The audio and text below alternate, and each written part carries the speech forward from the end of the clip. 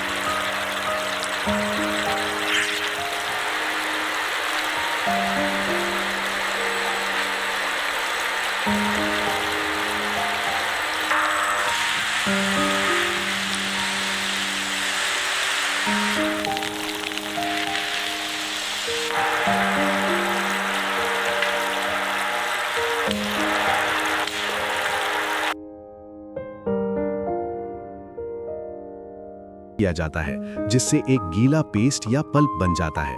इस पल्प से स्टार्च अलग किया जाता है और वही स्टार्च साबूदाना बनाने का मेन इंग्रेडिएंट है। एक्सट्रैक्ट किया गया स्टार्च पानी में सेटल होने के लिए छोड़ दिया जाता है। बाद में इसे सुखाया जाता है ताकि मॉइस्चर कम हो जाए।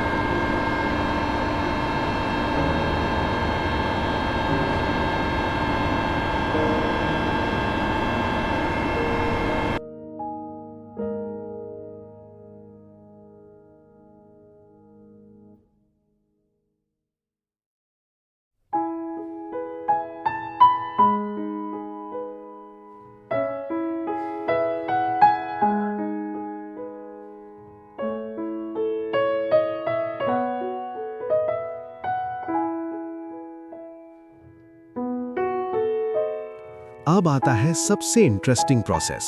सूखे स्टार्च को घूमते हुए ड्रम्स में डाला जाता है, जहां हीट और मूवमेंट के कॉम्बिनेशन से छोटी-छोटी गोलियां बनने लगती हैं। यही साबूदाना के दाने होते हैं। बन चुके साबूदाना को पॉलिश किया जाता है ताकि वो सफेद और चमकदार दिखे। फिर साइज के हिसाब से अलग-अलग ग्रेड किया जाता है।